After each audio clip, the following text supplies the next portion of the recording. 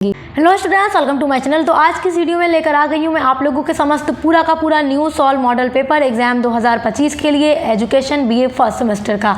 जो भी बच्चे बीए फर्स्ट सेमेस्टर में एजुकेशन पढ़ते हैं, मेजर सब्जेक्ट है या माइनर है, तो आज की वीडियो में मैं वही प्रश्न आपको बताने वाली हूँ जो 100% पूरी गारंटी है कि इस बार 2025 में आपकी परीक्षा में आने वाला है। तो देखो, मैं पहले प्रीवियस ईयर क्वेश्चन पेपर देखती हूँ, फिर उनके बेसिस पे आपका ये मॉडल पेपर तैयार करती हूँ और यहाँ से हर साल प्रश्न आते हैं जो मैं मॉडल पेपर बच्चों को प्रोवाइड करती हूँ और आपके में भी वही आने वाला है। तो अगर अभी तक आपने कुछ भी नहीं पढ़ा है, आप परेशान हैं कि मैम कहाँ से पढ़ें, कौन सा पढ़ें, तो बस आज की वीडियो देखने के बाद आपकी टेंशन खत्म, क्योंकि पूरा का पूरा मॉडल पेपर लेकर आ गई हूँ जिसमें मैं अति लघु उत्तरीय प्रश्न, लघु उत्तरीय प्रश्न और दीर्घ उत्तरीय प्रश्न सभी को बता दूंगी और सभी के आंसर मिल जाएंगे आपको हमारे चैनल पे। चलिए वीडियो स्टार्ट करते हैं। सबसे पहले तो मैं आपको ये बता दूं कि जो आपके एजुकेशन के पेपर का टाइटल है वो है कॉन्सेप्चुअल फ्रेमवर्क ऑफ एजुकेशन, और आपके जो पेपर होते हैं एग्जाम में वो 3 सेक्शन में बटे होते हैं, 3 खंड में बटे होते हैं। खंड अ, ब एंड स, सेक्शन ए, बी एंड सी। एक बात याद रखिएगा, पेपर इंग्लिश एंड हिंदी दोनों वर्जन में आता है। तो जो बच्चे इंग्लिश मीडियम वाले होते हैं वो इंग्लिश में लिखते हैं, जो हिंदी वाले होते हैं वो हिंदी में लिखते हैं। तो चलिए देख लेते हैं। सबसे पहले आपके अति लघु उत्तरीय प्रश्न को, खंड अ को देख लेते हैं। अति लघु उत्तरीय प्रश्न में आपका ये होता है क्वेश्चन नंबर 1 आपके पेपर का, और इसके अंदर 10 क्वेश्चन आपको दिए जाते हैं और सभी का आंसर 50 शब्दों में लिखना होता है। सबसे पहला महत्वपूर्ण प्रश्न है शिक्षा को परिभाषित कीजिए। This is very important question, top level का है, 100% आने वाला है। जब शिक्षा शास्त्र पढ़ रहे हैं तो पता होना चाहिए ना शिक्षा है क्या चीज़। आप पढ़ रहे हैं क्या है, शिक्षा ही है। तो बहुत अच्छे से हमने समझा करके पढ़ा दिया है, पूरा नोट्स भी वीडियो में बना देती हूँ ताकि आप लोग अच्छे से तैयारी कर लें एग्ज़ाम की। एजुकेशन की पूरी प्लेलिस्ट चैनल पे बनी हुई है और एजुकेशन के अलावा अदर चाहे आप बी का कोई भी सब्जेक्ट पढ़ते हो, सब कुछ हमारे चैनल पे कराया जाता है, तो आप विजिट ज़रूर कीजिएगा। दूसरा महत्वपूर्ण प्रश्न है ज्ञान को परिभाषित कीजिए, ज्ञान भी आएगा। तीसरा महत्वपूर्ण प्रश्न है अवकाश काल का अर्थ बताइए, क्या है अवकाश काल, महत्वपूर्ण प्रश्न है, रट लीजिएगा। अगला जो 100% आएगा वो है पूर्व प्राथमिक शिक्षा से आप क्या समझते हैं। पूर्व प्राथमिक शिक्षा, प्री प्राइमरी एजुकेशन, जो प्राइमरी एजुकेशन होती है क्लास 1 से लेकर 5th तक, उससे पहले जो नर्सरी, LKG, UKG ये सब होता है वो प्री प्राइमरी यानी पूर्व प्राथमिक शिक्षा होता है। उसके बारे में आपको लिखना है, यहाँ पर सब कुछ मैंने पढ़ा दिया है। 5वां महत्वपूर्ण प्रश्न है जो 100% आपके अति लघु में भी आएगा, लघु में भी आ सकता है या दीर्घ में भी आ सकता है, वो है डाल्टन योजना से आप क्या समझते हैं। देखिए, जब अति लघु में आएगा तो बस आपसे पूछ देगा ये है क्या चीज़, इसका अर्थ लिखो।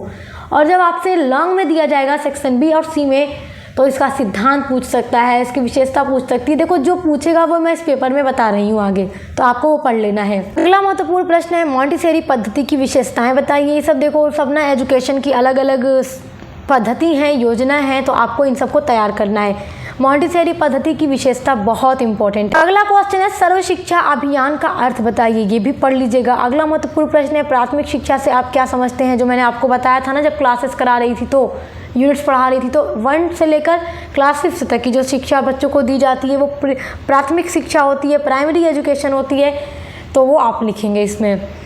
अगला क्वेश्चन है वैदिक शिक्षा के क्या उद्देश्य थे। वैदिक शिक्षा के बारे में भी ज़रूर पूछेगा, ये आपके लिए वेरी इंपॉर्टेंट है। अगला क्वेश्चन है यूनेस्को से आप क्या समझते हैं। This is very important question, top level का क्वेश्चन है, ज़रूर आएगा। अगला है विश्वविद्यालय अनुदान आयोग क्या है। उसके बाद है NCERT की स्थापना के 2 उद्देश्य बताइए। ये 12 प्रश्न मैंने आपको बता दिया है अति लघु उत्तरीय प्रश्न के लिए। यहाँ से 10 प्रश्न तो आपके पेपर में आने ही आने हैं, तो तैयार कर लीजिएगा। आप देख लेते हैं आपके पेपर में जो लघु उत्तरीय प्रश्न आएंगे सेक्शन बी में जो आएंगे। सेक्शन बी में आपके 8 क्वेश्चन दिया जाता है और आपसे कहा जाता है कि 5 प्रश्नों के उत्तर लिखिए और प्रत्येक प्रश्न का उत्तर 200 शब्दों में लिखिए। तो यहाँ 8 प्रश्न बताऊंगी, यहाँ से कोई ना कोई 5 क्वेश्चन आपको अपने एग्जाम में मिल जाएगा, तो ये सब आपको तैयार कर लेना है। सबसे पहला आपका लघु के लिए महत्वपूर्ण प्रश्न है वैदिक शिक्षा व्यवस्था के गुरु शिष्य संबंध पर प्रकाश डालिए। बहुत महत्वपूर्ण प्रश्न है, पेपर में ज़रूर आने वाला है इस बार, पहले भी आ चुका है, आपसे भी पूछेगा।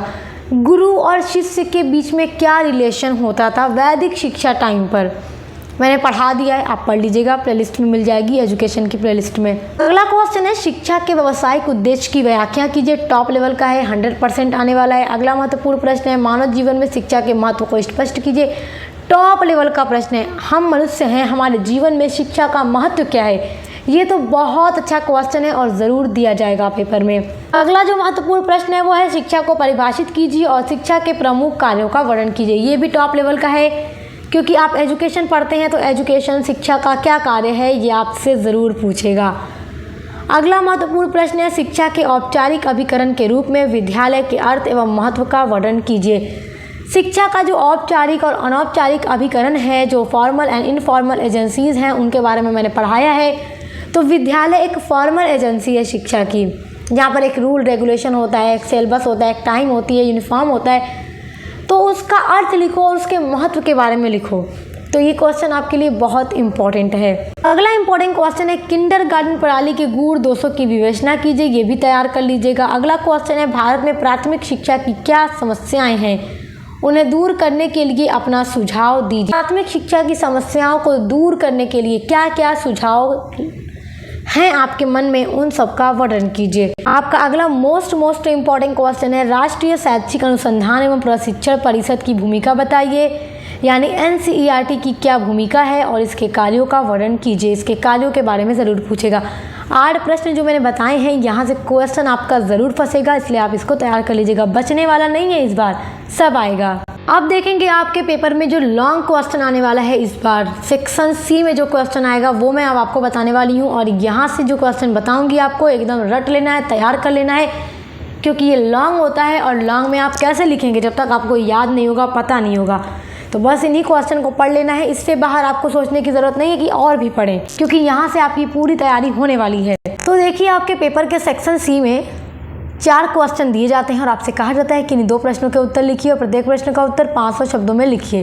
तो 4 क्वेश्चन दिए जाते हैं, बट मैं 5 बताने वाली हूँ ताकि आप इनको तैयार कर लें, तो क्वेश्चन आपका बचे ना, क्योंकि जो महत्वपूर्ण है वो मैं आपको बता रही हूँ। पहला है, राज्य शैक्षिक अनुसंधान और प्रशिक्षण परिषद विभाग की भूमिका एवं कार्यों का वर्णन कीजिए। यानी SCERT की भूमिका क्या है और उसके कार्य क्या है। मोस्ट इम्पॉर्टेंट क्वेश्चन है, 100% आने वाला है। दूसरा है, शिक्षा के औपचारिक और अनौपचारिक साधन क्या हैं, इनके अंतर संबंध को स्पष्ट कीजिए। इनके बीच जो अंतर बनेगा वो आप लिख दीजिएगा, मैंने पूरा पढ़ा दिया है। अगला है, डाल्टन योजना क्या है, इसके उद्देश्य तथा सिद्धांतों की विवेचना कीजिए। मैंने पहले भी कहा था, डाल्टन योजना का उद्देश्य सिद्धांत पेपर में ज़रूर आएगा, और इसका जो उद्देश्य है, इसका जो सिद्धांत है, सब कुछ मैंने डिटेल में करा दिया है। पूरा आंसर आपको हमारे चैनल पे मिल जाएगा, वीडियो में, यूनिट्स में, तो आप वहीं से पूरा आंसर तैयार कर लीजिएगा, बहुत ईजी है। अगला क्वेश्चन है, शिक्षा आजीवन चलने वाली प्रक्रिया है, प्रकाश डालिए। टॉप लेवल का क्वेश्चन है, ज़रूर दिया जाएगा, लॉन्ग में ही दिया जाता है ऐसा प्रश्न। शिक्षा जो है आजीवन चलने वाली प्रक्रिया है, एकदम बना कर लिखने वाला आंसर है। आजीवन का मतलब इंसान, देखो इंसान की मृत्यु हो जाती है, बट शिक्षा खत्म नहीं होती, शिक्षा बूढ़ी नहीं होती। बच्चा पैदा होने से लेकर के मरते दम तक, बुढ़ापे तक कुछ न कुछ सीखता रहता है। उसकी शिक्षा जो है चलती रहती है, उम्र ढल जाती है, वो बूढ़ा हो जाता है, मगर शिक्षा बूढ़ी नहीं होती। तो इसलिए कहा जाता है कि शिक्षा आजीवन चलने वाली प्रक्रिया है, प्रकाश डालिए। तो उम्मीद करती हूँ जितना कुछ अभी मैंने आपको इसके बारे में समझाया है, उसके बेसिस पर आप इसको बना करके एग्जाम में लिख लेंगे। अगला इंपॉर्टेंट क्वेश्चन है, राष्ट्रीय एकता का क्या तात्पर्य है और विद्यार्थियों की राष्ट्रीय एकता की भावना को प्रभावित करने वाले कारकों की व्याख्या कीजिए। ये प्रश्न भी आपका महत्वपूर्ण है। तो ये 5 प्रश्न आपके सेक्शन C के लिए हैं, आप इनको तैयार कर लीजिएगा। तो आज के इस वीडियो में मैंने जितने भी प्रश्न आपको बताए हैं अति लघु, लघु और दीर्घ के लिए, बस इससे बाहर कुछ नहीं आने वाला है। अभी तक कुछ नहीं पढ़ा तो बस इतने क्वेश्चन को तैयार कर लीजिए, क्योंकि इससे बाहर इस बार कुछ आने वाला नहीं है। और एजुकेशन के अलावा भी हर एक सब्जेक्ट की प्लेलिस्ट बनी हुई है, मॉडल पेपर की वीडियोज़ लगातार चैनल पर आ रही हैं, तो अच्छे से तैयारी कीजिए। बेस्ट ऑफ लक, हम मिलते हैं नेक्स्ट वीडियो के साथ।